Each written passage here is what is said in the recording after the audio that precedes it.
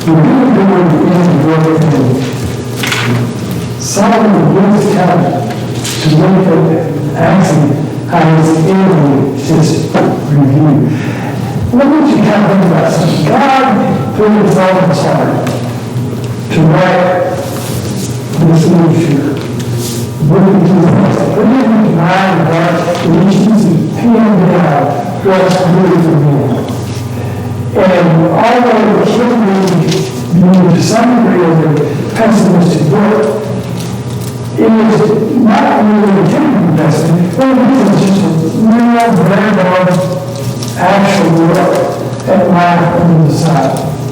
And you can almost say Solomon is another twin of his God. And as the old man, he is in his creation, the pacing up and down, because revelation came to these men, and they came down on God and the same. But in many cases, they were able to make them reflect upon what the actually wrote. It wasn't like it was his great idea to build the authorities in place. The scripture is inspired by God.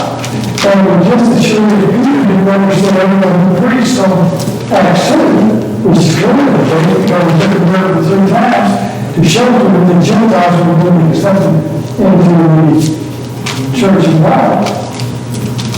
Solomon too had to some degree struggled with some of the same things that we're struggling with.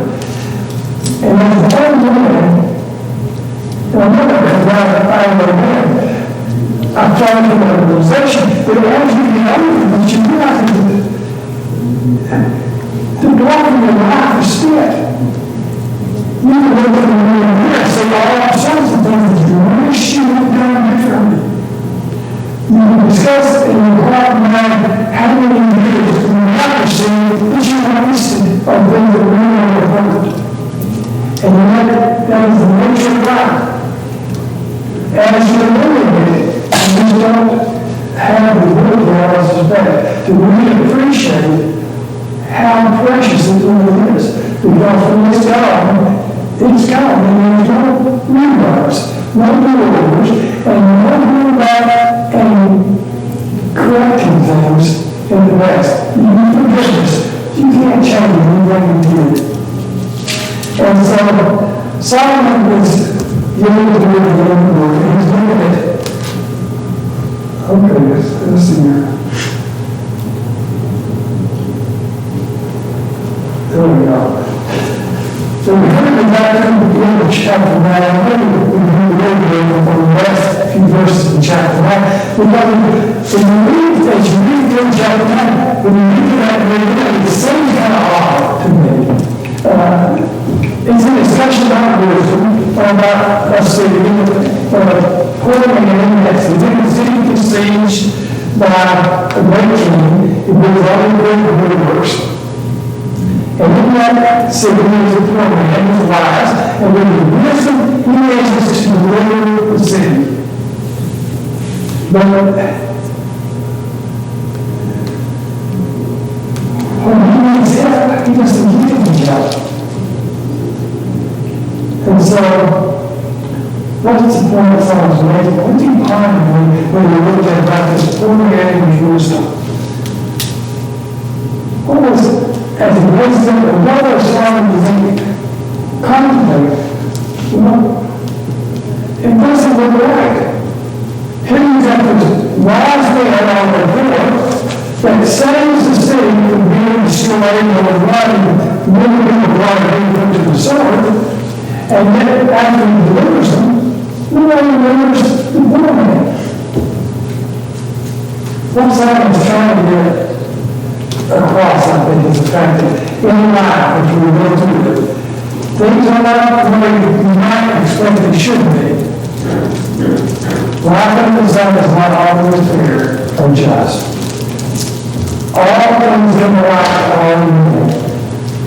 God doesn't spare his own children from having calamity come into their lives. It happens to anybody.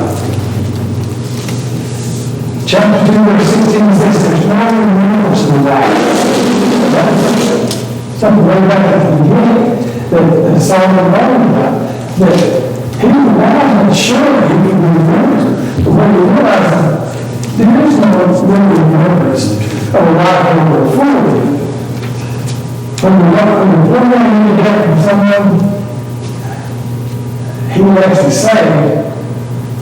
gave him no heed. His wisdom was disrespected.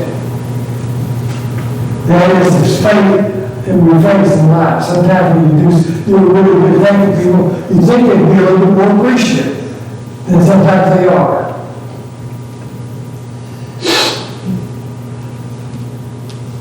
Okay. That's a great point. I can't go any further. Why is it not? We're experiencing technical difficulties. It needs a new battery.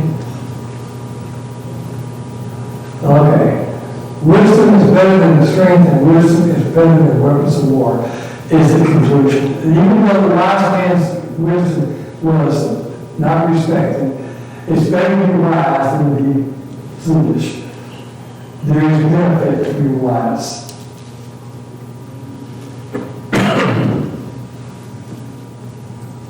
My clicker is not clicking. That's because I'm having to fix something. I got you going again. Oh, okay. Is it going to work already a minute? Or No, you go ahead. chapter 7, verse 12 says, wisdom is life to them that have it. So wisdom is better. Why? Because wisdom is life. Think about that. Here's the poor wise man. Did his wisdom not provide life? Well, sure it did. Not only in the hereafter, but even in this life, wisdom provides you with security. You can accomplish and you can avoid pitfalls if you use wisdom properly. Wisdom strengthens the wise man more than 10 mighty men during the city. Chapter 7, verse 19. So that brings us to chapter 10. Chapter 10, the key points in chapter 10, he makes a lot of discussion in chapter 10 comparing wisdom and folly. In fact, he spends more time speaking about the foolish man in chapter 10 than he spends talking about the wise man. He spends a great deal of his time in chapter 10. How one should conduct himself in this life when it comes to civil affairs and rulers. He gives you key instructions on how you should avoid difficulties and problems. He says he's observed in this life that the foolish are sometimes exalted and that the honorable are sometimes debased.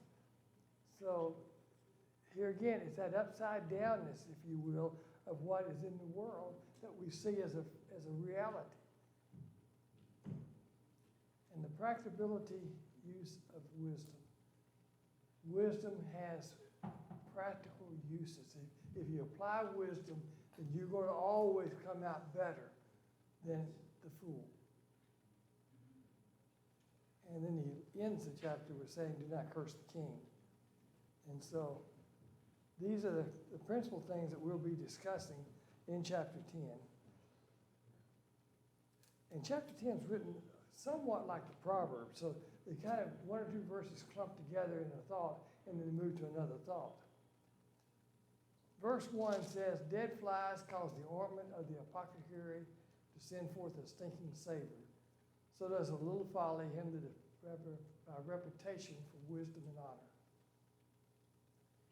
That's kind of an interesting way of putting it. You know, dead flies causes the perfumer's mixture to stink. Well, you know how it's also bad for barbecues. You can't keep those flies off. It irritates you. It makes you feel really uncomfortable that you got all these flies. I know when back in Honduras, they have open meat markets, and they'll have animals they slaughtered that morning on the table out there in the sun, and they're just covered with flies. They don't even try to shoo them off. That's one reason why when you cook meat in Honduras, you cook it well. You don't have medium rare. Everything's cooked, down to almost charcoal because of the lack of sanity. But flies are a nasty thing. It causes us to feel uncomfortable. Well, it causes stink. Same thing it says that folly in a man who is by reputation wise and honorable. You have a man who is honest, straightforward, a straight shooter, and then he does one little thing. Can undo so much good.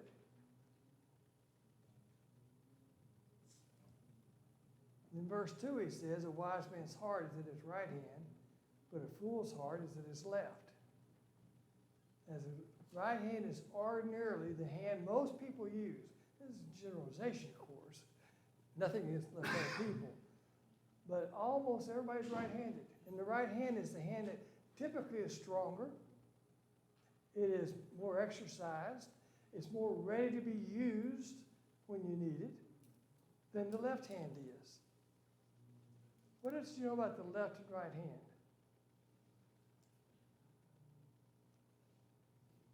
Well, the right hand commands, a man who commands his right hand is a wise man. He has control over his own mind, his own feelings, his own passions, his self-control, which he also uses to conduct his life. He's a man that walks circumspectly as a wise man, not like a fool. On the contrast of that, the fool has no restraint on his passions and no rule over his tongue. He just kind of lets life come as it will, and he does whatever seems at the time proper. In Scripture, right hand and left hand are referred to as good and evil. Who in judgment wants to be on the left hand?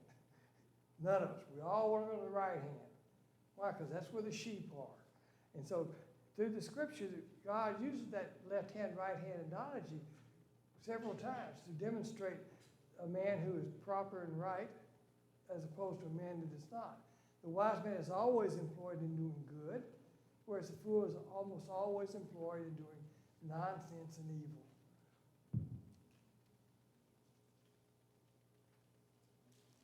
And so, the wise man's heart is at his right hand, but the fool's heart is at his left.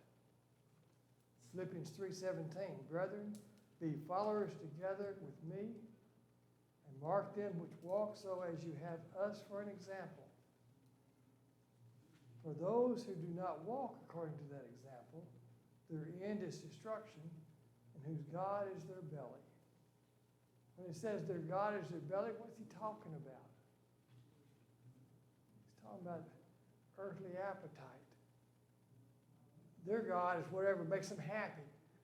It could be the accumulation of wealth. It can be drunkenness. It can be drugs. It can be anything that makes them happy. Immorality. Verse 3 says, yea, also, when he that is a fool walks by the way, his wisdom fails him, and he shows everyone that he's a fool. A fool, as he walks every aspect of his life, around his friends, this irreligious man shows that what kind of man he is. You know what kind of person a person is by how they conduct themselves. By their fruits you shall know them. And so everybody can see the kind of life that you live. It says vanity and nonsense and wickedness are the things of his life. And also in effect he's saying to all that he's a fool. He's a shallow, self-serving, self-interested person. Every moment he occupied with pleasure and vanity. Men that are foolish in this world strive after the wind. Remember in vanity is all is vanity. And a vexation of the spirit. Well, that vexation of the spirit is a striving after the wind. Wanting to find pleasure, wanting to find purpose, wanting to find meaning in your life in things that you can see and obtain. Foolish men. Genesis 6, you know the condition of mankind. Every thought and imagination of man's heart was evil and that continually. Now, we all want to believe that there's good folks out there, but that's not really true. But we know, because God wrote it, that it is true. And not only do we know it's true in Genesis chapter 6, it's true largely today. Man's hearts and their imaginations is always trying to devise some new thing. And most of the time they're trying to invent things that are not good. Other ways to get more pleasure, more enjoyment out of life as opposed to serving and worshiping God. Verse 4, He says that if the spirit of a ruler rise up against you, leave not your place, for yielding pacifies great offense. We all know that. If a person comes across a situation and somebody gets killed and they run off, they don't hang around to tell what they saw or they're more subject to being a suspect in the crime than if they'd stayed put. When you flee, what you're really saying is you look guilty, because guilty people are the ones that run and hide. People that have nothing to be guilty of or afraid of don't need to run. So he's saying if the ruler rises up against you, don't leave your place, because if you leave, if you take off and go to another country, he's going to assume what he's been hearing about you is true. One should humble oneself and show respect to the one in charge. Once you have demonstrated humility, the judge is more ready to hear your defense. If you go into a court of law and you try to explain to the judge why that cop was wrong and why you really didn't deserve this ticket, all of your defense goes out the window. If you go in and own up to the crime you committed, or at least own up to the fact that the officer had a legitimate right to write you a ticket, that he misunderstood the situation, I was on my way to the hospital, whatever is your defense, then the judge is going to be more willing to hear. Same thing is true in any court of law. A person needs to be respectful of authority. If you notice when Stephen was being stoned, he didn't rail against those people. He didn't say, how filthy and nasty and mean-hearted they were. He complimented them. We're all children of Abraham. We're all of the same stock. We all believed in Moses. And he worked his magic, if you will, and for quite a long ways, they listened carefully to what he was saying until they got to the punchline, which says, but our fathers murdered all the prophets. Now, they couldn't deny that. They knew that was the truth, but it didn't sit well with them, and so they shut their ears. Verse 5, 6, and 7 all talk about the same thing. There is an evil which I've seen under the sun. It's an error which proceeds from the ruler. Folly is set in great dignity, and the rich set in low places. I've seen servants upon horses and princes walking upon the ground.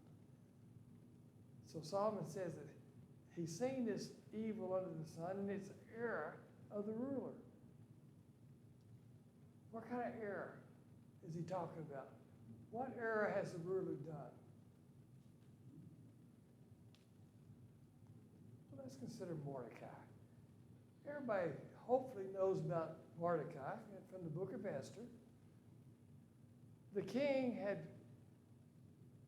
promoted to a high place of honor and power Haman. Was that a wise decision on the king's part? It certainly was not. The king made an error in judgment.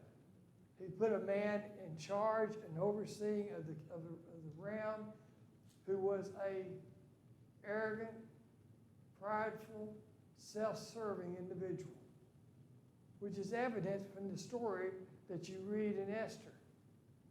If you haven't read that lately, go back and read it. It's an excellent story, and it shows a lot about both the affairs of the world that we're talking about here in Ecclesiastes, but it also shows a lot about the working of God. Because in that book, God's never even mentioned. And yet, you can see his hand through the whole book. Haman wanted to murder Mordecai because he wouldn't bow down. Hurt his ego and it made him angry. And not only did he want to murder Mordecai because he wouldn't bow down to him, which is silly in its very self, but he wanted to murder everybody who was related to Mordecai. In fact, he wanted to murder all the Jews, the entire nation of people, all because this man had the gall of not bowing down and showing homage to him. And so you have the perfect example of a king who made a tragic mistake. Now, he corrected it in time, but that's the kind of folly that kings do. How many times have people been appointed to an office to later find that, well, they were embezzling money? Government is riddled with that type of individuals. Politicians go to Washington. You see a new congressman elected, never been in Congress before. He goes up there with starry eyes and great ideas, and he's going to solve America's problems. And he's not there but 6 months, a year. And what happens to him? Well, he gets corrupted like all the rest of the people. He has to start making compromises. And when a man of integrity starts making compromises, he begins to lose his own self-direction of where he needs to be going. And so it is in our government. Ecclesiastes talks about earlier where he says, do not be surprised when you see injustice. And just a minute. I worked late last night, folks. You might know that. It says, when you see oppression of the poor and violent perverting of judgment, you shouldn't be surprised. That's the norm in our world. He talks about how a bribe destroys the heart. You have people who are making $100,000 a year living in a $3 million house. Something's not right about that. Now, I'm not saying they did anything legally wrong, but morally you got to wonder, why are they serving the people? Is it to serve the people, or is it to actually serve themselves? Verse 8 and 9 says, he that digs a pit shall fall into it, and whosoever breaks a hedge, a serpent will bite him. Verse 9, whoso removes stones shall be hurt therewith, and he that cleaves wood shall be endangered thereby. So what is Solomon telling you that he's already told you, that he's making a point of? What does that tell you? The man's occupation is digging ditches.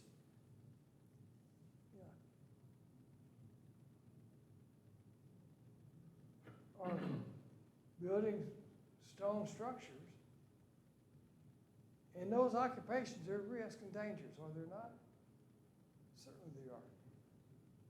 When I was younger, I used to be a marine agent for the federal government, the Sea Grant program, and I'd go out on shrimping boats. And you know what I observed about shrimping boats?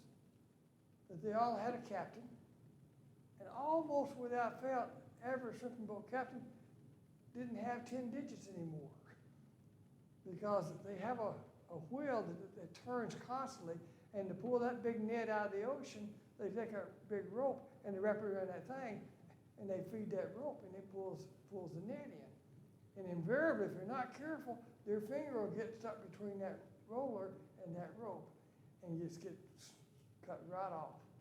Almost all of them were missing one or more fingers because of the danger associated with that type of occupation. So what is Solomon saying? What is the thing you should have learned last week? Let's see, little test. Y'all won't hear it, I don't know. What should we have learned last week? What would we discuss that is relevant to this point? I'll give you a second to contemplate it.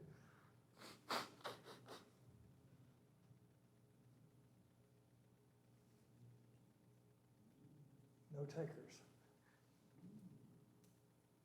Back earlier, he has already told us, time and chance happens to us all.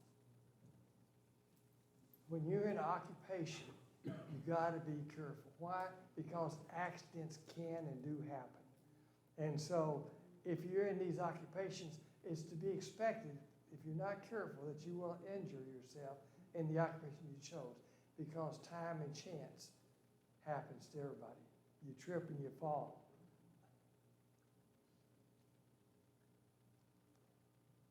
Verse 10, he says, if an axe is blunt, and it has not sharpened the edge, then must he put more strength. But wisdom is profitable to direct. And so, if you ever use an axe, you know after you chopped on that tree for a while, that axe blade gets dull. And if you sharpen it, then you can go right through the tree. Otherwise, you've got to really swing that sucker hard. Wisdom allows you to understand the mechanics of what's going on. It directs you in the care of your equipment and your tools, and thereby relieves you of the strain and the waste of time and effort that you go through sometimes in the occupations you choose because you didn't use common sense. A man with wisdom knows how to take care of his tools. Thus, the saying, work smarter, not harder, is a very true statement. A lot of people work really hard because they don't work very smart.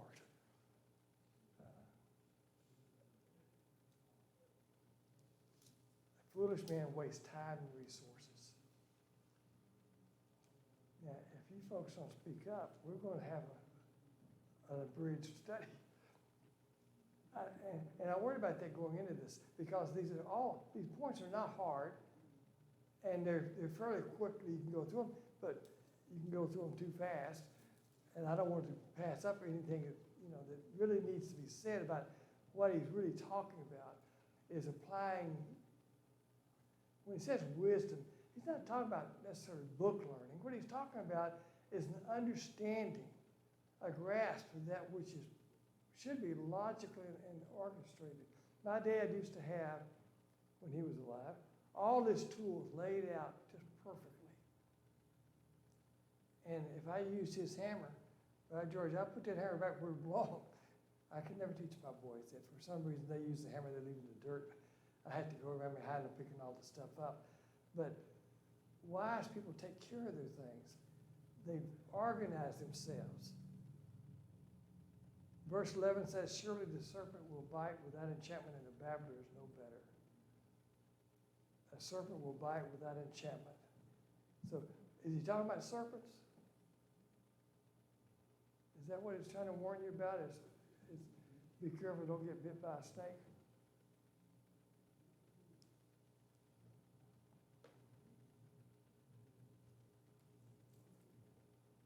No, he ain't talking about snakes. Snakes ain't the point. But snakes illustrate the point. What is the point? Babblers. Who is a babbler? People that talk without. People just rattle on and on and on. Instead, my youngest son, I always joking with him, you're babbling, boy. You spent 5-10 minutes talking to me and you haven't said anything. Just foolish rattling. Well, that's not a good trait to be in. Babblers are people who are perceived by God to be those which have no control over their tongue. And we know from James that a man who doesn't control his tongue is subject to mishaps that will lead to him into sin. James says, even so the tongue is a little member and boasts great things. Behold, how great a matter a little fire kindles. Controlling the tongue is a essential part of being a wise man. Putting yourself into a position where you're contemplating, you think carefully before you go running off at the mouth.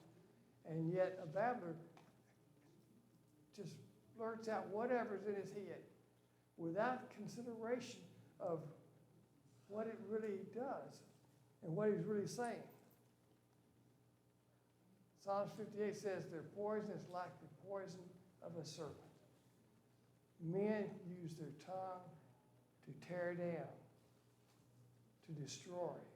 It's amazing how words have such power. In fact, in the beginning, God spoke the world into existence. Words are powerful things, and yet so often we don't pay heed to what we say.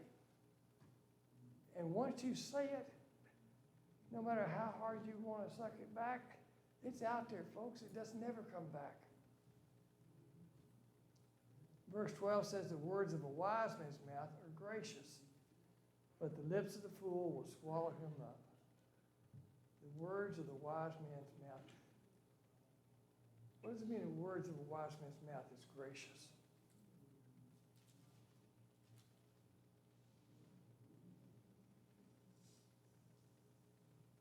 This is not that hard, folks. A wise man knows when to keep his mouth shut. One thing, sometimes you need to, in fact, in chapter 3, he says, there's a time to speak and a time to be silent. Sometimes we really need to work on that time to be silent. Colossians 4 says, walk in wisdom toward them that are without, redeeming the time. There is a man who's wise. It says, walk circumspectly, redeeming the time. Let your speech always with grace, seasoned with salt, that you may know how you ought to answer other men. What does it mean to have speech that is filled with grace? It's like salt. What do you use salt for? To preserve, to give a pleasant taste. That's how our speech should be. We should be speaking words that are encouraging, words that lift up. Far too often people speak words that are hurtful, that are mean-spirited, that have come out of a heart of jealousy, envy, strife. A babbler is that type of individual, a talebearer, if you will. The words of the fool are poorly thought out. He engages his mind or his mouth before he engages his mind. And invariably, when you let your mouth run ahead of your mind, what you're going to be wishing is you hadn't said that. Now, Jody Reed's been guilty of that before. I've had to go back and tell folks, I was totally out of line. Why? Well, because I let my mouth run off before I put my mind in gear. We need to always be looking at how we can build one another up. And God expects us to do that. Verse 13, the beginning of the words of his mouth are foolishness, and the end of his talk is mischievous madness. A fool, a babbler, a man who has no control of his tongue is a man which is going to cause mischief. And we're going to talk about that a little bit later, about talebearers, gossiping. Think about that. Where do we get the sin of gossiping? Well, it comes from us using our tongue inappropriately, saying that which should not have been said. Not necessarily lying. It may be true, but does it need to be said? Just because something's true doesn't mean that you have to say it. Sometimes you need to learn to be silent. Verse 14 says, a fool also is full of words. A man cannot tell what should be after him. Who can tell him? Now, the ending of that verse goes back to the same thing. A foolish man thinks he knows everything. And you met people like that, I'm sure. They know everything. You can ask them any question about any subject, and they got an opinion about that. And they'll give that opinion as if it's, the gospel, without any conscious thought of what they're really even saying, because no man can predict or tell what's going to be. And no man knows the spirit of another man except that man whose spirit it is. Which means that if you go talking about brother so-and-so, your perception of what happened may be totally and completely erroneous. You may think it's true, but it doesn't make it true. A fool is full of words. He didn't mind sharing them either. Chapter 5, verse 3, the fool's voice is known by a multitude of words. A man who babbles on and on. My dad was a man of very few words. And that's just the way he was. He was not a talker like his son. I could talk your ear off. My dad didn't hardly talk at all. In fact, we'd go out fishing sometime, 8, 9 hours in that boat, and that man probably wouldn't say 4 words to me. You hung up again? About the only thing he ever said. In the end of his life, the last few months, probably because of the medication he's on, he and I had a lot of good conversations. But up until then, that man didn't hardly say anything to anybody. But when he did say something, people paid attention. And so it was that he was a man who was respected, not because he thought he knew everything, but because when he said something, he had thought it out, and people understood that that's probably a pretty wise thought. Chapter 3, 22, 6, 12, 9, 12, and now in 10, 14, Solomon goes back to that same old refrain, who can tell a man what is going to be after him? Who can tell him? No one can tell him. No one knows not only what's on tomorrow, but no one knows what's in the next 5 minutes. You live your life minute by minute, and that's just the way God has intended. That which is crooked cannot be made straight. It says, the labor of a foolish man wearies every one of them, because they know not how to get to the city. A foolish man is poorly prepared, lacking of understanding, and therefore he doesn't even understand that all the work he's doing is vain and unprofitable. I don't care how important you think your job is, in the scheme of eternity, it is not of any value at all. It's vanity. That's the reason he came up with the premise at the very beginning.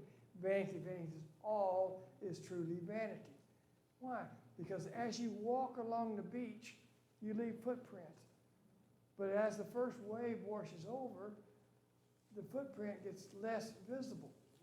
By the second wave, it's gone altogether, and there's no remembrance of anything that was done. He says, woe to thee, O land, when the king is a child, and the prince when he eat in the morning. But blessed is the land when the king is a son of nobles, and the prince is eaten in due season for strength and not for drunkenness. What's he comparing in those verses? What is the point he's really making? And when you analyze these verses, when you think about them, you need to keep in back of your mind always, what is the purpose of writing the book to begin with? So what's he really comparing here? Well, he's comparing a child versus a son. Those two terms are used to denote two types of people. What do you think when you think of a child? That's mine. I don't want that. All Stephans are, all they want is for their own benefit, for their own pleasure. They do foolish and silly things. They say hateful things. They can be mean-spirited. Children can be vicious. If you don't think so, go back to elementary school. The kind of things that children can say to one another are extremely harsh. You know, as they get older, they kind of learn that even if her hair looks stupid, you don't say that.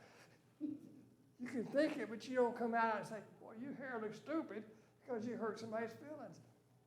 But the son of nobles, someone who is in a position of responsibility, who takes his job seriously, who's not looking out for his own good. Think about Solomon. When he began his reign, he was a young man. What was his concern? Lord, how am I going to rule this great people? In humility, he was consciously striving to find a correct path for the betterment of God's children. So many kings weren't like that. You go through the entire book of 1st and 2nd Kings, you'll find multiple times when kings came to the throne. Josiah, I think, is the youngest one I know of. He's 8 years old. But you have numbers of them that were in their teenage years that come to the throne, and so many of them were foolish, like Rehoboam. Now, Rehoboam wasn't that young, but he certainly was a fool. and self-serving. So you contrast the king as a child with the king of nobles. And he says, you know, you're blessed. The land is blessed. People are blessed when you have a king that is wise and conscious of his responsibilities. You basically have a curse if your king is a fool. Verse 18, by much slothfulness the building decays, and through idleness of the hands the house drops through. That's a proverb, basically right out of the book of Proverbs, clearly. In fact, Proverbs 24 said, I went by the field of the slothful, the lazy man, and by the vineyard of a man void of understanding. And lo, it was grown over with thorns and thistles, and covered his face thereof, and the stone wall had broken down. If you know anything at all about the affairs of this world, you have to maintain things. We maintain our bodies. We brush our teeth, we cut our hair, we take care of ourselves. And if you don't do those things, what happens to you? Well, you begin to look like the guy out there on the street who has no bathroom to shower in, doesn't have the essentials to take care of his body. And you can tell he's a ragged, rough individual. Houses, look at houses up and down the highway that have been there for a long time. The roofs are caving in. It takes work and effort to maintain your things. And a lazy man will not accomplish the things that he needs to accomplish for his own benefit and for the benefit of society. Verse 19, the feast is made for laughter and wine makes merry, but money answers all things. That's a little tough to try to get your handle around. But when he talks about feast is made for laughter and wine for merry, he's talking about people who search after pleasure. But he has already said back in chapter 7, verse 12, excuse me, wisdom is a defense and money is a defense, but the excellency of knowledge is that wisdom gives life to them that have it. Money is profitable. It is the answer to a lot of people's problems, but it needs to be used wisely. A man who does not use his money wisely is a foolish man and is destined to be poor. Proverbs 3 says, wisdom is a tree of life to them that lay hold upon her. Happy is everyone that retains her. Somebody that is sober-minded, wise in his understanding. In the last verse, curse not the king, not in thy bedchamber, for the bird of the air will carry the voice, and that which he brings will tell the matter. Be sure, if you say something about somebody, eventually it will get back to him. And so he says, do not even think in your mind of a curse of the king. Why? Because if you think in your mind, law will come out your tongue. If it comes out your tongue, somebody's going to repeat it to the king, and you're going to be in trouble. Anybody got any comments? We have come to the bell. Okay, folks, if not, give the class to you.